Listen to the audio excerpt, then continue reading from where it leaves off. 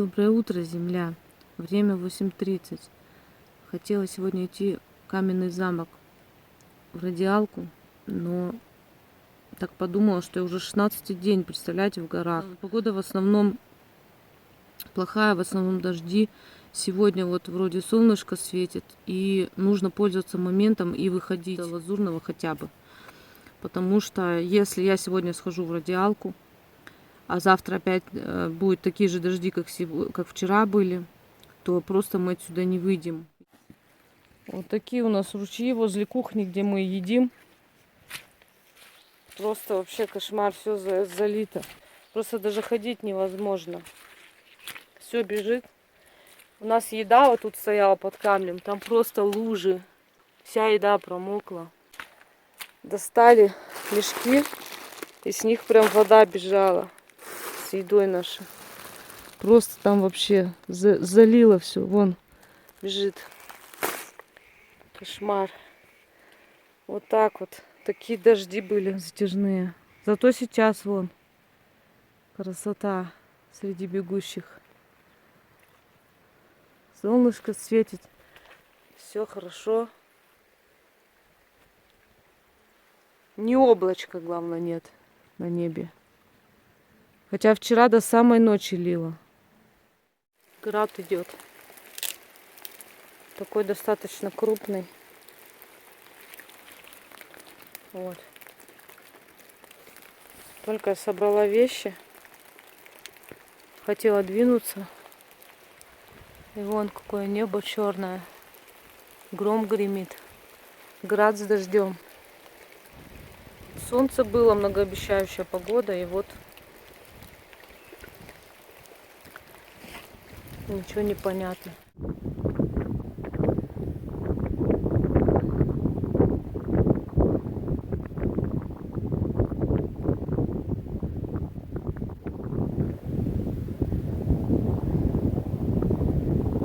Поднялась я перевал.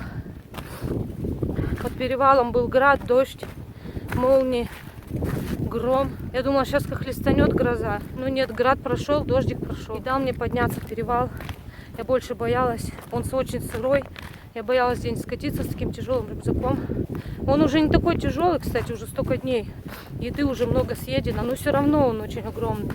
В общем, Александр решил остаться, потому что, в общем, мне, если честно, неохота рассказывать даже ничего про него, чтобы не было так, что я его как в каком-то свете там выставляю. Он долго собирается, и он принял решение остаться, собраться спокойно и выйти. Сказал, что дорогу он запомнил до Лазурного, я же на Лазурном хочу встать. Спустилась с перевала, выглянуло солнце, показалось жарко. Тут солнце сильно жарит, только прячется, становится холодно. Но так как я иду, двигаюсь, мне без кофты не холодно будет. Короче, ладно, что грузиться тут в горах. Надо как-то настраиваться снова на позитив. Правда, не знаю как. Знаю, что Александр там остался. Сегодняшнее утро началось хорошо. Я и Александр приняли решение переходить со сказки на Лазурное. Мы вместе позавтракали, все шло хорошо. Но как только пришло время сборов, Александра как подменили. Я собиралась так медленно, как только могла. Он же не собирался совсем. А потом предложил, как казалось, хорошее решение. Мне идти первой, а он подойдет позже. Но я уже изучила Александра и знала, что он так и не начнет сборы и не сделает переход. Человек реально неадекватно оценивал ситуацию, и его поведение в горах явно подтверждало его неадекватность. Сначала на эмоциях я рассказала все как было. Именно то, что вы не видите и не слышите, то, что творилось за кадром. Но монтируя, все повырезала, чтобы окончательно не испортить фильм. Скажу лишь то, что с этим Александром я много натерпелась и было пролито немало слез. Он сильно давил на меня, пытался манипулировать, угрожал и запретил выставлять видео с ним. При всем при этом я все равно переживала, что он остался там один. Все, я прошла эту красивейшую долину, сказка. Пока, носорог. Пока черепаха, пока улитка. Вот она, улиточка. Арка. Так до нее я не сходила. Так хотела в этот раз туда попасть. Ну ладно, не последний раз в Аргаках. Там вон что двигается сюда. Гремит и гремит. А я иду на спуск к озеру Лазурное. Печально, конечно, что я не сходила на Каменный замок. Очень сильно хотела. Ладно, я там была не раз. Вот на арке не была ни разу. Что-то никак я до нее не могу дойти. Думала, в этот раз 100% дойду. Но погода не позволила. Не будем расстраиваться. Ой, что там творится. Хоть бы успеть дойти, палатку поставить. А здесь-то кажется, что и не будет дождя. Ну так, просто пасмурно. Мне сейчас вот по такой скользячке идти. Проходить вот здесь вот. Вышла к озеру Лазурное. Такая красота. Вроде и гром, и тучи. Дождь сейчас пойдет. А так красиво. Там вон скалки немножко освещает солнце. Просто нереально. И такое отражение в воде. Очень красиво. Пришла я вот с этой стороны. Сейчас пойду вот так. И туда, где я стояла, надеюсь, там свободно. Да, очень красиво. Невозможно налюбоваться. Мое коронное место свободно. Надо быстро ставить палатку. Приходили люди, сожгли все дрова, которые я оставляла. Ни одной дровины не осталось. И даже палку для костра они ее подожгли конкретно. И посмотрите, сколько оставили мусора. Просто свиноты, у меня слов нет. Простите, я очень злая. Установила палатку просто со скоростью ветра. Крапал уже дождик, вот сейчас перестал. Витрина такой, вон какие тучи. И вон он, носорог торчит. И за ним сказка. И посмотрите, что там творится. Там наверняка поливает. Говорила Александру, собирайся, иди. Сейчас там дождина, наверное, капец. И вон там что творится. Возможно, это сюда принесет, а может мимо так пройдет. Может, здесь и не будет дождя. Покапала здесь маленько, покапала, пока перестала. Ну, грохочет вообще, небо чернючее. Я говорила Александру, надо выходить. Встали рано, надо было собираться выходить. Вот я успела переход сделать. Сейчас, возможно, ливень начнется, опять будет поливать. Так можно в одном месте сидеть, я не знаю, неделями. И не выйти никогда.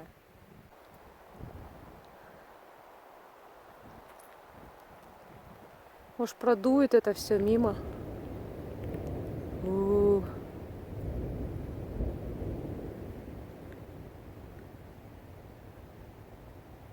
Я уже сходила за водой, не сходила, а сбегала просто, сгоняла на родник. Боялась, что под дождь попаду, не успею воды набрать. Сейчас, если ливанет, могу в палатке покушать спокойно. Погода портилась. Тучи сгущались, небо становилось все темнее. Потихоньку капал дождь. Внутри меня погода была не лучше, а даже наоборот. Было ощущение, что это я устроила весь этот хаос, и то, что сидело внутри, наконец вырвалось наружу. По жизни я довольно спокойный человек. И люблю, когда вокруг меня тоже все спокойно. Не люблю конфликты, разборки, шум и гам. Я не могла поверить в то, что со мной происходило. Казалось, что это просто страшный сон, который вот-вот закончится. Ощущение свободы было двояким. С одной стороны, я наконец-то одна. С другой, тревожное чувство не покидало меня. Я пыталась себя успокоить. Алина, ведь он взрослый человек и сам принял решение остаться. Ты же не можешь привязать его веревками к себе и тащить, если он сам этого не хочет. Все это так. Но дурацкая ответственность за человека не давала мне покоя. Чем больше усиливалась гроза, тем мне становилось легче. Будто гроза — это и есть я. Я, которая горько плачет, тем самым отпуская свою боль.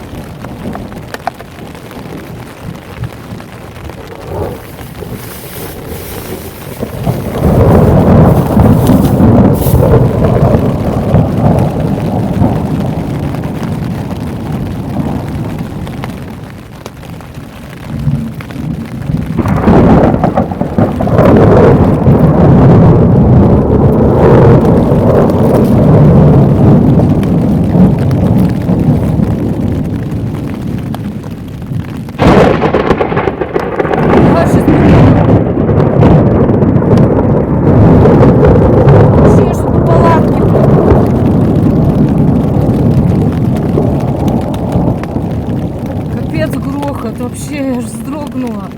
Как будто вот прям здесь, возле уха. Как хорошо одной быть. Видите, как я вовремя переход сделала? Сейчас опять грохнет. Молния была.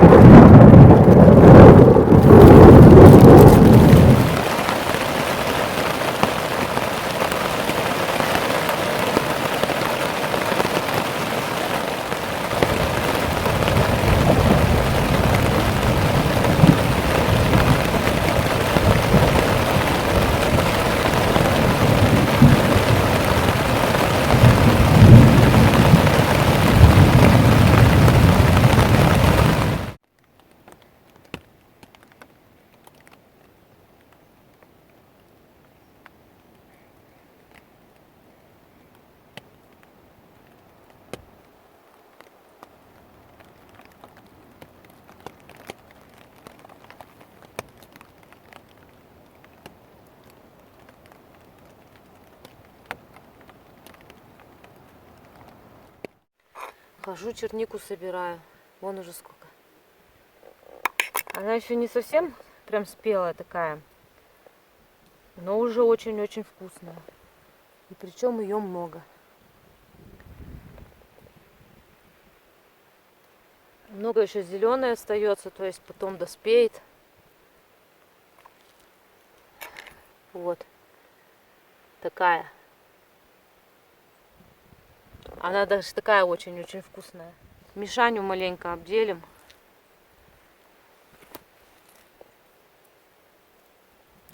Только-только солнышко выглянуло, все дождь и дождь лил. Все мокрое. Хотела дров пособирать пойти. Но не могу себя заставить, потому что все очень мокрое. Я вся вымокну, а там тучи так и ходят. Опять будет дождь, ничего не посушу.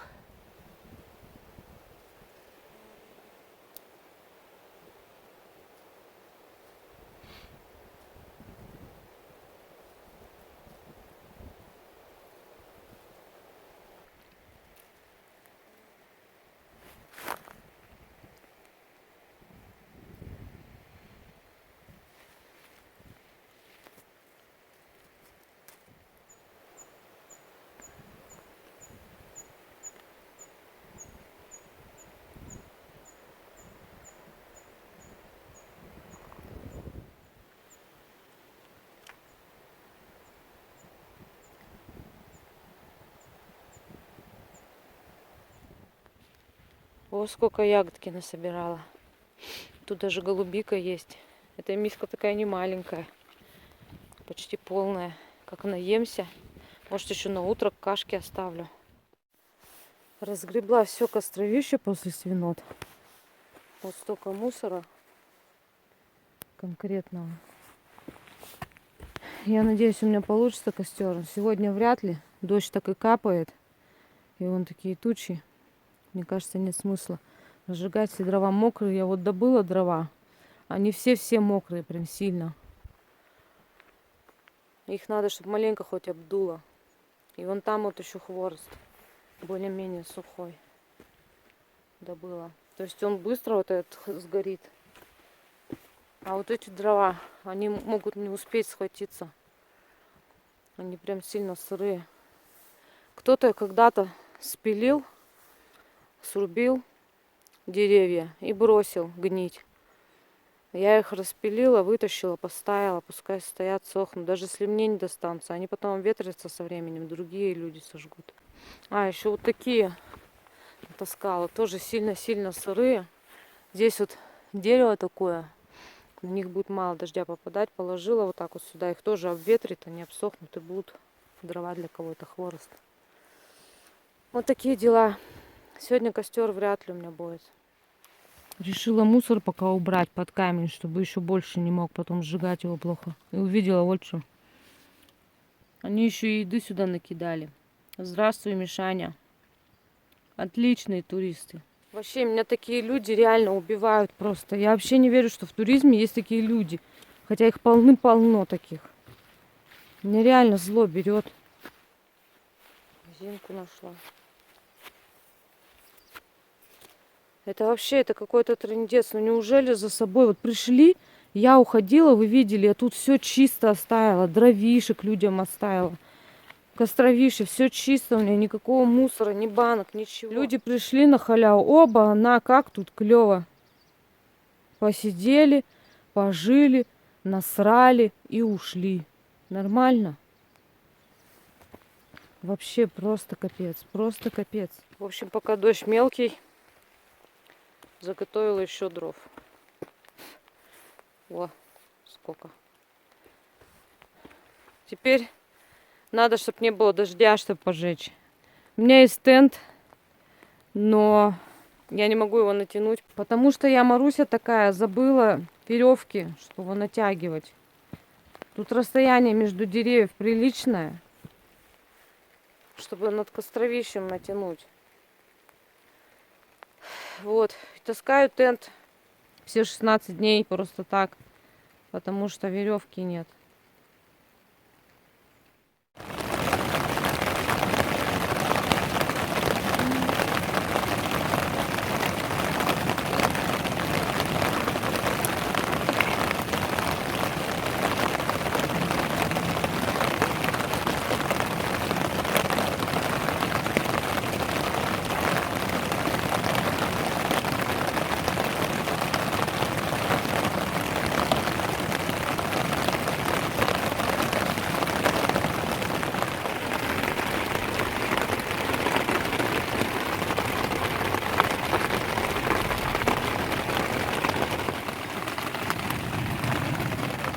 Я опять ем.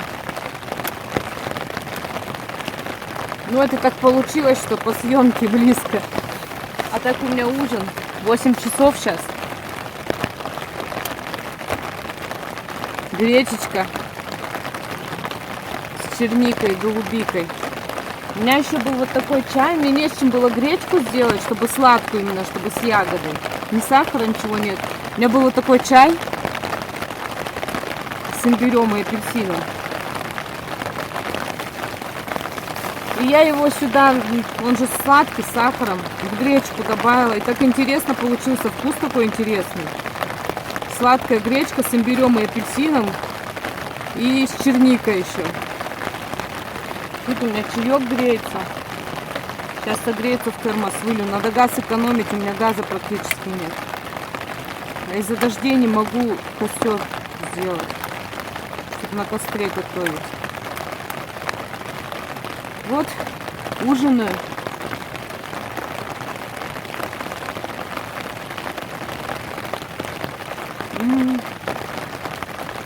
Так вкусно, такой вкус необычный. Первый раз такой ем.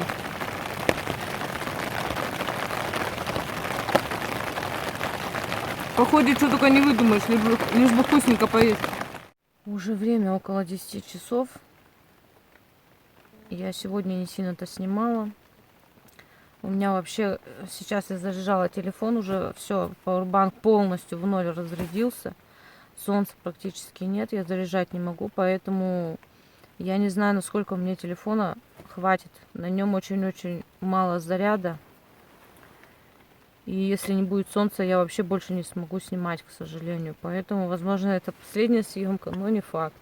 Если будет солнышко, то я смогу от солнечной батареи хотя бы хоть как-то заряжать телефон хотя бы. В общем, день сегодня прошел и прошел. Очень холодно, я вся позакуталась, понадевала на себя. Еще одну кофточку надела, термо, потом еще одну кофточку, термо с горлом, потом баф надела, кофту, 2 носков, штаны, ну, в общем, дубак стоит конкретный. Всем спокойной ночи, возможно, до утра, а возможно и нет. Доброе утро, земля. Время 11:30. Я проснулась первый раз в 6:30. дождь лил всю ночь, льет до сих пор. Я уже, если честно, замучилась мерзнуть. Мне уже надоели эти дожди. Я уже хочу выходить в город. Но получается, что я не могу из-за Александра. Вы понимаете, как он подставляет меня? Это вообще просто капец. Если бы я была одна, я бы делала просто то, что мне нужно, и то, что я хотела. Он не пошел вчера, не послушал меня, и он теперь сейчас наверняка там на сказке застрял, потому что переходы в дождь очень-очень опасны. Перевалы очень опасны, переваливать в дождь. Нормальные туристы, нормальные люди, никто не пойдет в дождь делать перевалы, только это если очень-очень необходимо будет, они пойдут. Я теперь не знаю, что мне делать, в такой дождь за ним идти или что. Вот так вот получается, я встряла. Зачем человек ехал, вообще непонятно. Зачем?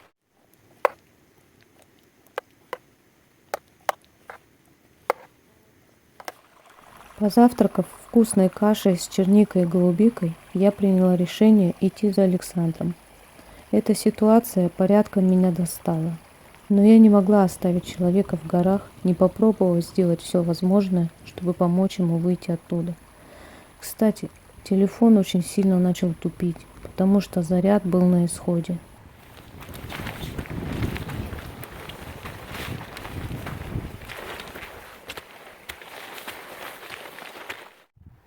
Я уже спускаюсь с перевала Сказка.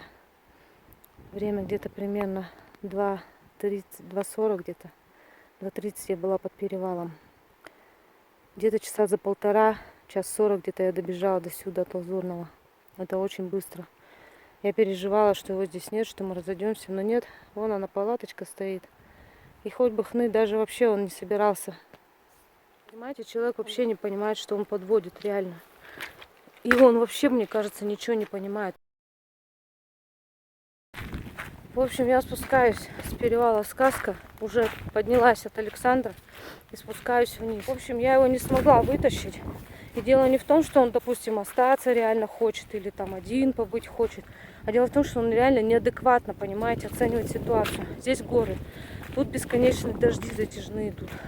У него нет еды, у него нет практически нет еды, совсем чуть-чуть. Газа практически нет. Костры жечь сложно в такую погоду. Палатка у него вообще не горная, она промокает постоянно. Мне не раз приходилось его в свою палатку пускать, потому что в затяжные дожди у него просто она промокала. Там по несколько, по литру, там по полтора выгребали оттуда воды. Мы там рюкзаки прятали в такую погоду. Короче, я позвонила в визит-центр, объяснила ситуацию.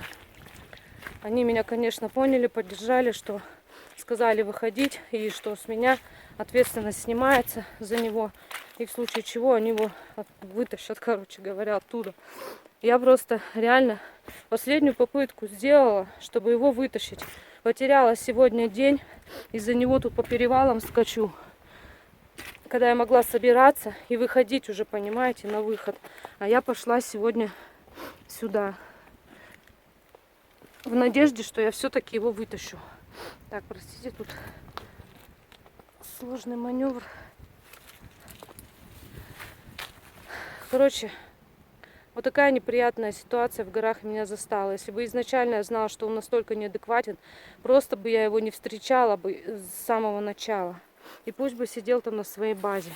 Но я реально не знала, понимаете, человека, думаю, приехал из-за меня. Вот это вот моя ответственность, вот эта вечная моя жалость к людям, она меня реально уже не раз подводила. И вы потом удивляетесь, почему я не доверяю людям. Как я должна им доверять, если постоянно какая-то ерунда происходит. Вечно я жалею кого-то, что-то делаю для кого-то, а потом получается вот так вот. И я понимаете, что из-за него реально могла встрять. Из-за него я, получается, в горах дольше, чем мне нужно. Потому что он все время просто много еще не снимала. В итоге мы дошли каким-то трудом до сказки, и он теперь оттуда совершенно не хочет выходить. Просто засело все. Для него сборы это какое-то как наказание. То есть он просто собираться не хочет, и все. Собираться и идти перевал. Ну, как бы вещи за него не соберутся, перевал не перевалится, он это не понимает. Реально человек неадекватный. В общем, я людям сказала, людей предупредила в визит-центре, они МЧС предупредили, что человек вот находится на сказке, выходить не хочет, почти без продуктов, без газа. В общем, вот такая ситуация. Я больше пока снимать не могу, потому что Сами понимаете, у меня вот это вот последняя вообще зарядка. Ни на пауэрбанке нигде нет. Если будут дожди, я совсем зарядить не смогу. Думала, я буду снимать позитивный, хороший, красивый фильм об иргаках, а в итоге вот что получилось. Но я вам уже в который раз повторяю, что я буду монтировать фильмы, делать все так, как было. Я не собираюсь там что-то приукрашивать там и делать вид, что ничего не было. Такие дела.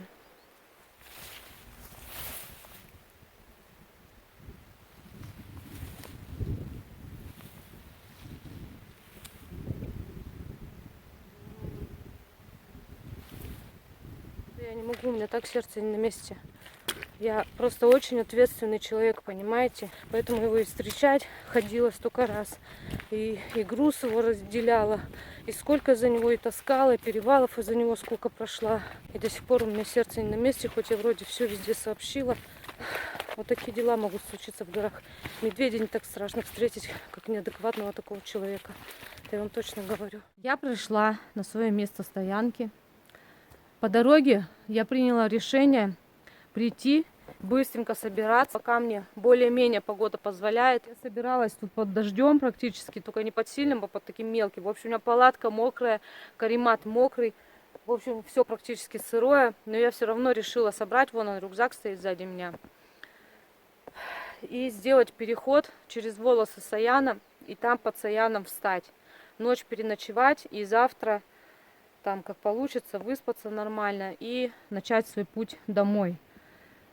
Выйти на трассу и пытаться уехать автостопом. Вот сейчас пока солнышко чуть проглядывало, пока собиралась, я чуть-чуть совсем зарядила, совсем капельку зарядила телефон. И вот решила снять вот место моей стоянки, палатка, где у меня стояла. Тут все сыро, мокро, под нее вода немного забежала. Она, в общем, у меня снизу мокрая. После себя, как всегда, оставляю кучу дров. Вот эти уже начали обветриваться, потому что хоть и дождь идет, они, во-первых, стоят под, так сказать, навесом. И камень их еще немного защищает. Во-вторых, ветра постоянно, их обветривают. То есть люди, которые после меня сюда придут, им очень-очень повезет, потому что дров я очень много оставляю после себя. Вот такие дела. Костерчик даже ни разу я здесь не пожгла, печально очень. Я могла сегодня здесь остаться, но я подумала, что вдруг опять затянется все, опять будут сильные дожди, ливни, в ливень вообще невозможно будет собирать палатку. Я решила сделать все-таки переход, хотя сейчас время где-то около 6 уже вечера, достаточно поздновато для перехода. Благо он не сильно далеко и всего один перевал, поэтому я думаю, что я хожу быстро и я это осилю. Кстати, забыла сказать, что помните, я кашу нашла в банке железной. Вот она. Я ее сюда принесла на эту стоянку оттуда, с другой стоянки. И вот тут какая-то железка была, не знаю, кто сюда вообще притащил такую тяжелую железку. Под нее положила эту кашу. Она хоть и просрочена уже немножко, но я подумала, что, может быть, туристы ее, когда у которых еды не хватило, могут съесть, потому что вы же знаете, что консервы, хоть и просрочены, они на самом деле очень-очень много лет могут храниться, и ничего им не делается. Тем более, что здесь постоянно холодно, она в холоде хранится. И я ее тоже положила под камень, там достаточно прохладно. Просто там, где она была спрятана, ее никто не найдет, она там еще 1000 лет будет лежать. Зачем это надо? Выносить я ее за кем-то не хочу, такой вес. Может быть, она кому-нибудь да пригодится. Дрова там, кучу дров и консерва. Бонус такой людям, которые туда придут. Я думаю, консерва должна быть вкусная. Это перловка с тушенкой. Захотелось напоследок окинуть взглядом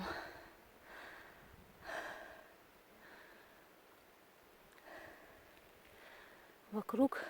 Все. Погода вроде налаживается, хотя это не факт.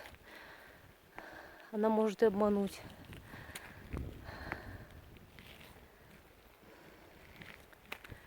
Пока, иргаки. Я вернусь еще не раз. На самом деле вообще уходить неохота. Хоть и поход был сильно подпорчен мне, но я так люблю иргаки, вообще горы, в принципе, да вообще природу всю, что мне каждый раз не хочется с похода с любого уходить. И, кстати, я не помню, какой день сегодня вам утром сказала. Мне кажется, я ошиблась. Сказала 17. Сегодня 18 у меня день, и еще будет ночь. То есть это завтра уже 19 будет на выходе. Поднимаюсь.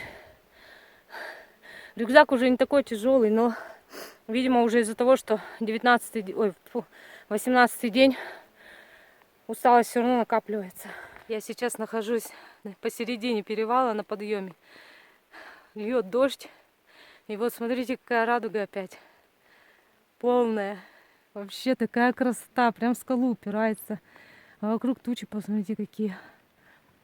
Тучи и солнце. И дождь, и радуга. Она даже двойная, если присмотритесь. Вот здесь вот еще видно. Такую еле заметную. Вообще такая красота. Дождь поливает и поливает. Я там сейчас еле-еле в одном месте залезла с рюкзаком. Ой, не могу, красиво. Даже камеру неохота выключать. У меня уже все, зарядка капец. Просто нереально. Она, короче, еще ярче стала, прям нарисованная. Я не могу камеру выключить, потому что очень красиво. Смотрите, какая она яркая, выраженная, прям такая, четкая. Вообще красота такая, не могу. Я вся мокрая, но счастливая. Такая красота. Второй раз вижу в Вергаках за этот поход. Второй раз вижу радугу в такую четкую, красивую в Вергаках. Первый раз, как помните, на зубе дракона такая красота была. И сейчас вот. Я там сейчас кое-как рюкзак затащила. Дождь поливает, все мокрое, скользко. А там надо, помните, я, по-моему, снимала на высоту рюкзак закинуть, а потом залезть по скале. Пришлось снимать. Еле-еле закинула его. Сама залезла по мокрой скале. И потом его пришлось оттащить от обрыва, а потом только надеть. Вот так.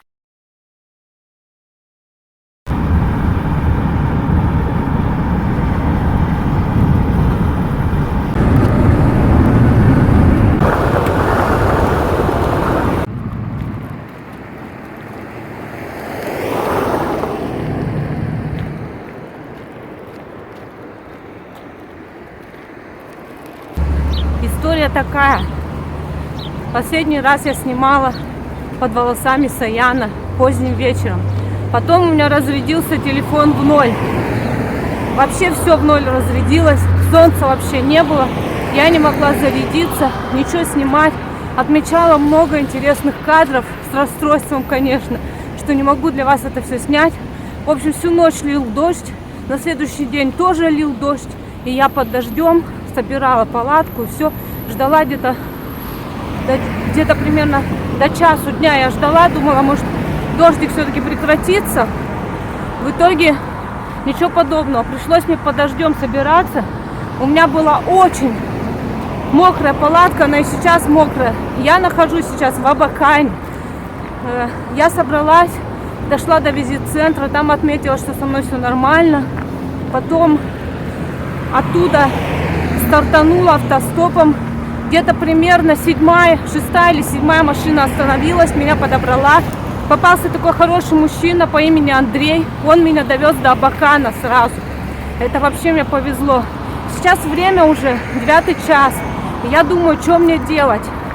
Я сейчас выхожу с Абакана. На выходе я. Сначала думала купить билет на автовокзале и уехать нормально. Но дело в том, что у меня с собой денег очень... ладно, не будем о деньгах.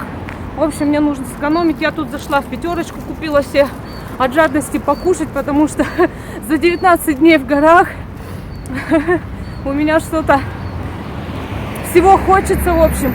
Бананов особенно сильно хотелось. Купила 2 банана, воды на всякий случай. Потому что я сейчас думаю, что мне делать. Либо я все-таки поймаю машину и поеду дальше. Либо мне где-то там на трассе надо найти место, в смысле за трассой, и поставить палатку, переночевать там, а уже утром нормально двинуть.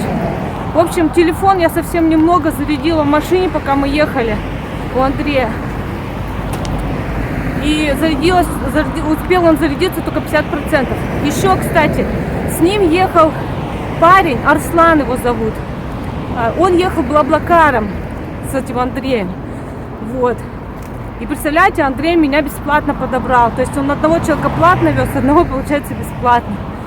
И вот этот Арслан, мы там остановились в кафешке. Я долго мялась, что мне купить. Там цены, конечно, запредельные. И он просто меня за свой счет накормил. Такой хороший парень. Я поняла, что он с Кызыла. В общем, я на выходе с Абакана. Что мне делать, я не знаю. Дороги я сильно не знаю. Заряда на телефоне у меня мало. У меня есть еда. У меня есть чуть-чуть газа. У меня есть палаточка. И, в общем, такие дела. Если меня подберут, будет хорошо. Просто очень поздно уже, 9 час. И, как я считаю, это очень-очень рискованно ехать автостопом вот так вот в ночь. Это удобно, но рискованно. Мало ли какие люди там едут, какие подберут. Страшно мне. В общем, вот так вот. Не знаю даже, как тут дорогу переходить. Мне надо дорогу перейти. А я не знаю как. Потому что здесь нету ни пешеходных переходов, никаких знаков на выезде. Ни светофоров никаких нет. Со страничкой, вообще, по страничке вспомнил, что надо делать. Так, сейчас я скажу сюда. В общем, не успела отойти от Абакана, как вот Евгений меня тут, как правильно сказать, Ну, это, подцепил, наверное, поймал, да нет, взял в дорогу, взял в дорогу. попутчики мы. Да. В общем, мне очень сильно повезло, он едет в Красноярск. И он еще и ко всему такой бонус огромный. Мне домашними огурцами угостил и домашними помидорами. Это вообще просто огромнейший Какая бонус. супер. Да, такие вкусные. Вот так вот, ребята. Надо иногда рисковать. На каком-то фоне еще нет.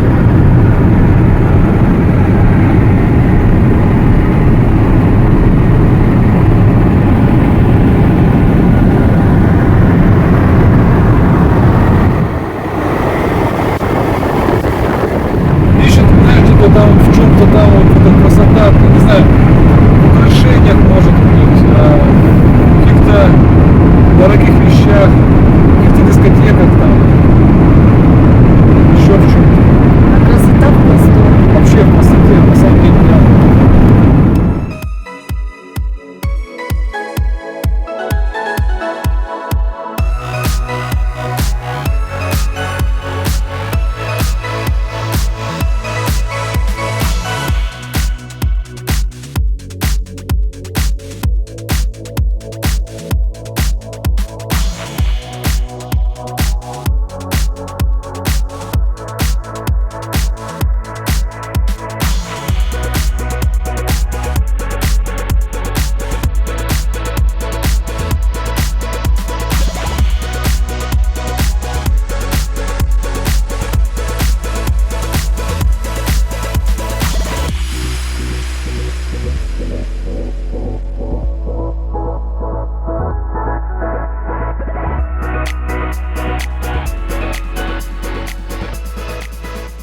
Вот я наконец-то и дома. Время 2:30, я уже почистила зубы.